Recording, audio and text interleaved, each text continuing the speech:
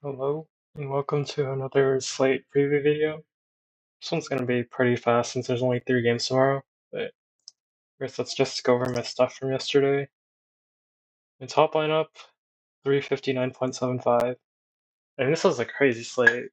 Duran and Cade got ruled out, which I did mention I was expecting Cade to get ruled out, but not Duran. And then we got Giddy out, and we got Jaw out, surprisingly. And then there's one more, right? I don't really remember. But yeah, this is my best lineup. I did mention yesterday I was really high on the Celtics. Peyton Pritchard smashed. Unfortunately, the game blew out really hard, so the Grizzlies on the other side didn't really get there. But Paul Reed was pretty much a free scorer thrown out. And then Dennis Jenkins drew the start. It's pretty free. I mentioned I was high on Wemby. Yeah. I didn't have enough Craig Porter Jr. to make it to the top, unfortunately. Anyway, let's get into it. Toronto at Cleveland. I think all the Cavs should be back. There's rest on the front end of the back-to-back, right? Yeah. So it's the same story with Toronto. We have these 5 starters. They're like kind of the same shit, and it's a headache to figure out which one's gonna do well. It's worth noting that Pirtle's minutes are ticking up 20, 25, 30. So that price point is just a little too cheap on Jakob Pirtle. Off the bench, we have both CMB and Muklasvili questionable. If they both miss, we're going to see Jonathan Mongo play the backup center, and he's a fine value. And it's nice that he's power forward eligibility as well.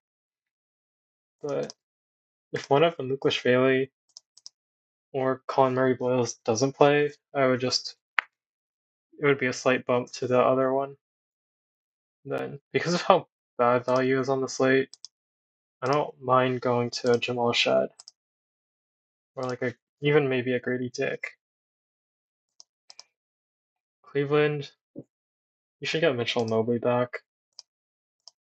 I don't think Tyson will be back though. Yeah, Tyson wasn't rest, whereas Mitchell Mobley were rest. And then we might see Jarrett Allen sit the second half of the back-to-back. Although I don't think Jarrett Allen is a guy that rests, whereas you kind of expect that from Mitchell Mobley Garland, but obviously Garland's out. So at the top, I prefer Mobley to Mitchell just because of the $1,000 discount, and I think they're pretty similar plays. Man, I don't think you can really get to the rest. Craig Porter Jr. had a massive game, but minutes are just going to be back to basically nothing. And I'm not really looking to chase that. I mean, if the value remains bad, Craig Porter Jr. could be the guy that plays backup point guard or another backup guard off the bench because Tyson's out. So I guess he's playable in that sense. But I think even Proctor, I don't think Proctor's playable once it's a blowout. But yeah, so we're gonna get starters with Mitchell, Mobley, Hunter, Allen, and Merrill probably, with Ball, Wade, Nance, and Porter off the bench. So, and then if Allen sits for whatever reason, we probably get Nance starting. He's going to be the best value in the slate. On the Atlanta side, they played tonight, so you could see Kristaps Porzingis rest the back-to-back, and then maybe you could see Nikhil also sit the back-to-back. But I think it's way more likely that Porzingis sits out. So we're going to get starters of Dyson Daniels, Jalen Johnson, Nikhil, Okongwu, and Risashay. I think Okongwu would stand out as a really good play in that case if Porzingis doesn't play. And then everyone else they're too cheap. Jalen Johnson, 8.3K for some reason. Dyson Daniels, 7.3K for some reason. Like, these guys will play massive minutes in a competitive game. And it's a good matchup against Utah, so I have a lot of interest in the main guys for Atlanta in Jalen Johnson, Dyson Daniels, and Okongwu, assuming Porzingis sits. If Porzingis plays, it's just a downgrade to Okongwu. And then I'll have little interest in Porzingis. You also get solid minutes off the bench for like Luke Kennard, Vic Krejci, Mogai, but they're not going to play that much, so it's not that easy to get to them. Wow, Krejci played 30 minutes last game? Nikhil's out though, right? Yeah. On the Utah side, what is this price? Minute starters of Laurie, Keontae, Nurkic, Bailey, and Kai Luke. I'm not saying maybe this Ace Bailey price is reasonable, but I think at that price, Bailey looks like a good value. I don't know if I can go to Collier. He played 27 minutes, but that included blowout. This is like incredible fantasy point per minute by Collier, and I don't think you can expect that again. Although that matchup is fine. Just for me, like I have interest in Markkanen, Keontae George. Nurkic played 31 minutes and lost minutes to the blowout, so still like Nurkic at 6'5". Then Filipowski, if people are going to chase this, I'm not going to play it.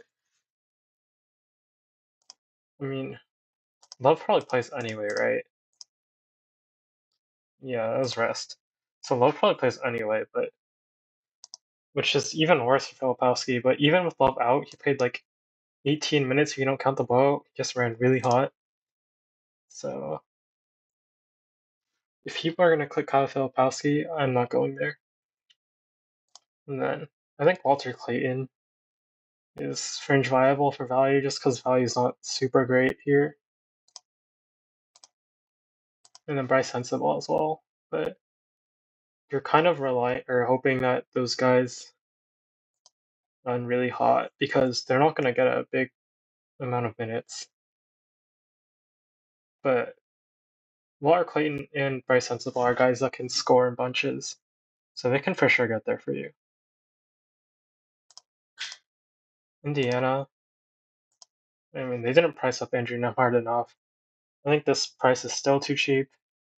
We saw 30 minutes last game, and I believe he lost some to foul trouble and blowout. So Andrew Nembhard, he lost like 3 minutes in the first half to foul trouble. It might have been a little more here as well. Like he probably gets the same rotation as Pascal, should he not get into foul trouble. So he probably lost like 3 minutes here, 3 minutes here, that's 6. And then he lost like 6 more in the fourth. So basically, Nembhard and Pascal would have played 40 minutes if there wasn't a blowout and if Nembhard didn't get in foul trouble. So I have a lot of interest in both Pascal and Nembhard just because of how good the minutes are. Same thing for Aaron Nesmith, right? He lost, 7 minutes due to blowout? Like, Nesmith would have played 39 minutes. I don't know why they went to Tony Bradley and Jeremiah Robinson Earl as starters, but I mean, Jerry is generally a good point per minute player. I just don't think he was playing particularly well, and there's also a blowout. I think there's a little more upside for minutes on Jerry, and at 4.3K is totally in play. And then TJ McConnell was back last game, but he only played the first half. I'm not expecting him to get a huge minutes bump here, maybe like 15 to 18. So he's not in play for me yet. Isaiah Jackson off the bench.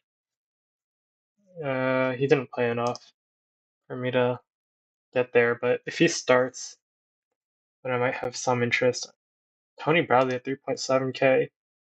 He's not incredible, but at that price, you can definitely still get to him. And then Monty Morris will play the backup,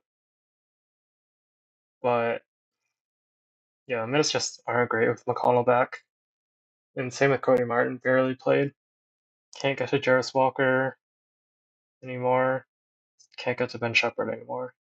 So yeah, for me, it's mainly Siakam, Nembhard, Nesmith. And on the Phoenix side, Jalen Green remains out. I think Mark Williams will sit the back-to-back. And I don't think anyone else rests. Maybe Dylan Brooks, but I'm not expecting that. Let's see how many minutes Dylan Brooks played tonight. Do they have that? Today? Yes. Good. So Dylan Brooks played 31 minutes.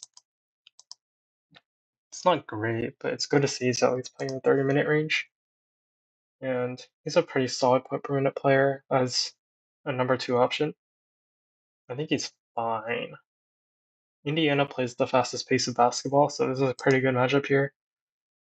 So I'm also really into Devin Booker, although he does get the Nemhard matchup, which is not a great one, but I think Booker can beat that. And Grayson Allen, I'm not getting to at that price. Colin Gillespie. Yeah, I think I mentioned I was concerned about his minutes. 19 minutes here, just can't get to Gillespie. Goodwin is actually probably in play for value if he played 20 minutes. I mean, I don't think he usually picks up this shift, though. Foul trouble?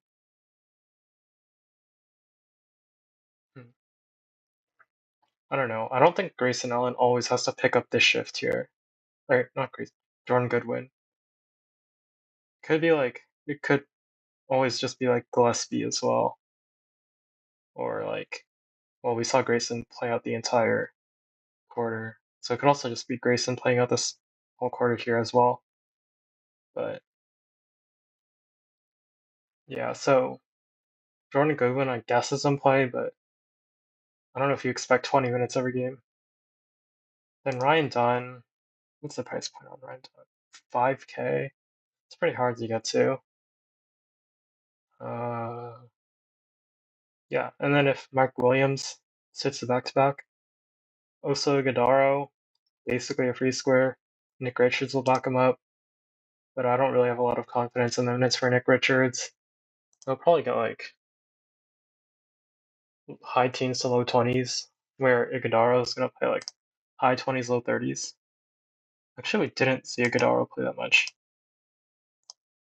I think Nigel Hayes Davis played some at the 5 or something. So maybe we just get like high 20s, low 20s, or high teens to low 20s for Ighodaro. Low to mid teens for Nick Richards, and then Nigel Hayes Davis will play the rest of the center.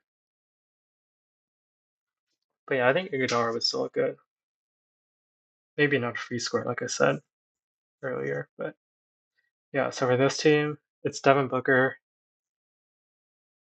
and Oso. Just Devin Booker and Oso. If Mark Williams sits, and if Williams plays, then he's fine. Yeah. See it? Kind of rambled a lot, but yeah. Good luck.